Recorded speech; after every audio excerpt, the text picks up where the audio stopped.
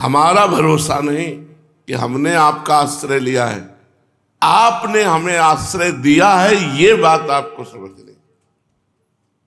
आपने हम जैसे भी हैं, हमने दावा नहीं पेश किया था कि आश्रय दे दो, हम आश्रय के लायक हैं। आपने आश्रय दिया है, बस आपने आश्रय दिया है, इस भरोसे से मैं बिल्कुल निश्चिंत हूं। निर्विकार भाव है कि हमें आपकी प्राप्ति होगी, क्योंकि आपने हमें आश्रय दिया है। इतने लोग बैठे हैं, इनमें से बताओ कि आपने आश्रय लिया है या प्रभु ने आश्रय दिया है? तो आपके हृदय में एक बात आए कि प्रभु ने आश्रय दिया है। मैं कहां इस लायक था? और जिनको लायक लग रहा हो तो कुछ दिनों में देख लेना तुम लायक हो क्या, क्योंकि अपना पूरा जीवन यही है। 10-20 वर्ष का तो अनुभव है नहीं, पूरे जीवन का अनुभव कह रहे हैं। अगर तुम्हें योग्यता लग रही हो कि मैं कुछ योग्य हूं, तो कुछ ही दिनों में देख लेना, पूरा पोंछा लगा मिलेगा तुम किसके योग्य हो। बिल्कुल क्लियर बात कह रहा हूं, इस समय जो कह रहा हूं। तुम्हें अगर लग रहा हो कि मैं किसी योग्य हूं, तो तुम्हें उत्तर मिल जाएगा, माया उत्तर दे देगी कि तुम किसी योग्य नहीं हो। जय हो आश्रय दाता की। तो अब क्या चिंता करना, जब मैं किसी योग्य नहीं था तब तो आश्रय दिया, अब तो एक योग्यता आ गई है कि मैं आपके आश्रित हो रहा हूं, ये अंदर से आ गया है। आपने आश्रय दिया और इधर भी आ गया कि मैं आपके आश्रित हूं, अब तो बहुत बड़ी बात बन गई। भगवान के आश्रित हो जाने मात्र से समस्त दोष होते हुए भी वो भगवत प्राप्त हो जाता है। इसलिए सुनो, खूब साधन करो, खूब नाम जप करो, लेकिन भरोसा प्रभु का रखो। पता नहीं कैसी स्थिति हो कि हम नाम जप भी न कर पावे, हम पुकार भी ना पावे। बड़ी विचित्र शरीर की स्थितियां होती हैं।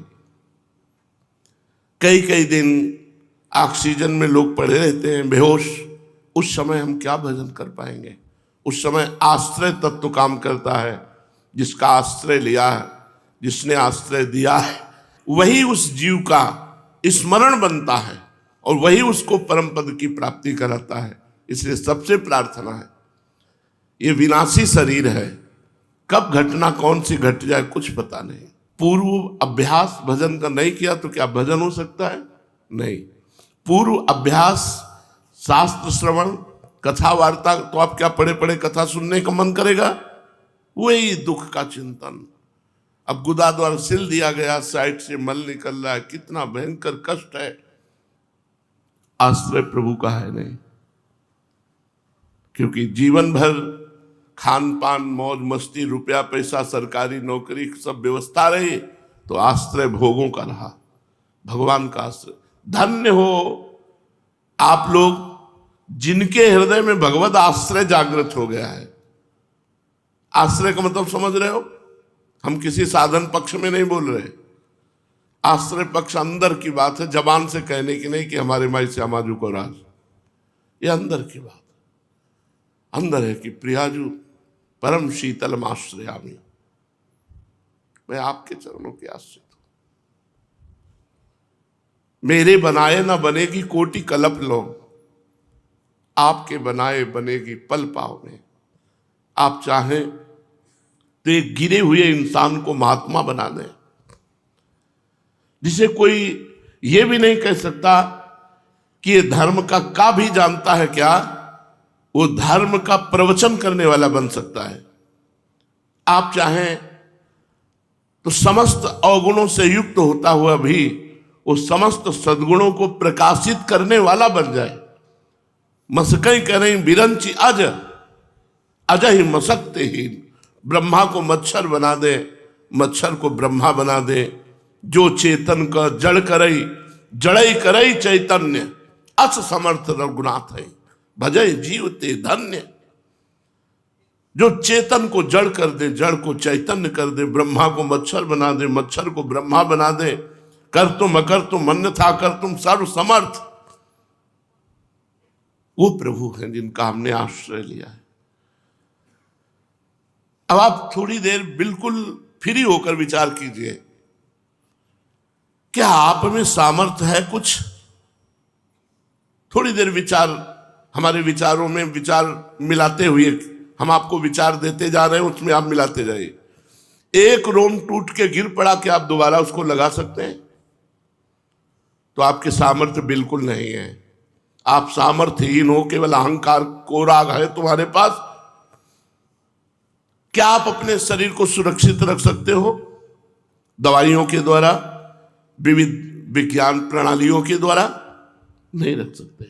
तुम्हारी सामर्थ्य क्या है? हम ये तुम्हें ज्ञान करा, तुम्हारी सामर्थ्य क्या है? बोले हम देख सकते हैं, तो प्रभु की सामर्थ्य से। हम बोल सकते हैं, तो प्रभु की सामर्थ्य से। ठीक है, सामर्थ्यहीन आप हो, पहले ये निश्चय करो। आप में सामर्थ्य कोई हो तो हमें बताओ, कोई सामर्थ्यवान हो तो हमें बताओ कि हम में सामर्थ्य है, तो हम आपको दिखाएं कि तुम सामर्थ्यहीन हो, तुम में बिल्कुल सामर्थ्य नहीं। तुम्हें जो सामर्थ्य है वो भगवान की सामर्थ्य है, वो आत्म तत्व की सामर्थ्य है। फिर हमारे अंदर जो ये राग है परमार्थ का भी, कि हम कुछ करके बनेंगे। अब इस पर जरा विचार करो, तुम क्या कर सकते हो? तुम जो कुछ कर सकते हो अपना बुरा कर सकते हो। अहंकार विमूढ़ आत्मा करता हमिति मन्यते, मैं ऐसा कर लूंगा, मैंने ऐसा किया, मैं ऐसा कर सकता हूं, ये मूढ़ता है अहंकारी पुरुष की। एकमात्र परमात्मा शक्ति ही संचलित हो रही है। आप परमात्मा के अंश हो, आप में जितना पावर हो सब परमात्मा का पावर है। दूसरी बात, हमारे अंदर जो अवगुण है वो कहां से है? हमारे अंदर अवगुण जो है, दुराचार प्रवृत्ति, पापाचार प्रवृत्ति, गलत आदतें, गलत आकर्षण कहां से है? तो एक शब्द बोलेंगे, अज्ञान से। अज्ञान से। अज्ञान का ही नाम माया है, उसी का नाम अविद्या है, वही मोह है, वही अंधकार है। ये किसकी है? ये अज्ञान की वृत्ति, अविद्या, अस्मिता, ये माया, ये है किसकी? भगवान की। आकर्षण किसका? माया का। माया किसकी? भगवान की। तो आप में अब सामर्थ्य क्या रह गई? एक भगवान की माया शक्ति ने अनंत ब्रह्मांडों की रचना करके सबको फंसा रखा है। एक ही रास्ता केवल है, भगवान की शरणागति। अभी समझ में ना आवे तो जब समझ में आवे तब समझ लेना, हम अपना समय व्यतीत कर रहे हैं। हमें भरोसा इसका नहीं है कि हम प्रवचन कर लेते हैं तो हमें भगवत प्राप्ति हो जाएगी, हम नाम कीर्तन कर रहे हैं तो भगवत प्राप्ति हो जाएगी। आज कर रहे हैं, कल हमारी ऐसी स्थिति हो सकती है कि हम नाम उच्चारण भी ना कर पावे, तब और भगवत प्राप्ति अंतःमति सोगति, और अंत में हमारी ऐसी स्थिति हो कि कफ पित्त बात सब भरा हुआ है, कोई स्मरण नहीं, कोई शुद्ध नहीं, बिल्कुल मुर्दा जैसे पड़े हैं जीवित। अब उस समय हम क्या कर सकते हैं? उस समय हमारा आश्रयदाता, जिनकी हमने शरणागति ली है, जिन्होंने अपने चरणों का आश्रय दिया है, उस समय वो हमारी स्मृति बनते हैं, हमारा अंतिम फाइनल मंगलमय होता है। इसलिए साधन करो।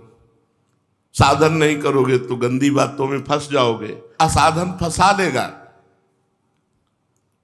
लेकिन भरोसा प्रियाजू का रखो, साधन का नहीं, क्योंकि साधन एक क्रिया है, क्रिया आदि और अंत वाली है, और भगवत प्राप्ति अनंत है, वो अनंत से ही होती है, वो आद्यंत वाली क्रियाओं से नहीं होती है। जब क्रियाओं से नहीं होती तो फिर हम अपनी परीक्षा क्यों लें कि हम गलत हैं कि सही, हम कितने श्रेष्ठ साधक हैं या लघु साधक हैं? कोई चिंतन नहीं, बस प्रियाजू के आश्रय का चिंतन। समय व्यतीत कर रहा हूं, सत्संग सुनकर, नाम जप, नाम कीर्तन, भगवत कथा, लीला वार्ता, सेवा, ये हमारे समय का सदुपयोग है। लेकिन मेरा फाइनल इससे नहीं है, फाइनल प्रियाजू की कृपा से है। तुम्हारी कृपा, तुम्हारी रघुनंदन।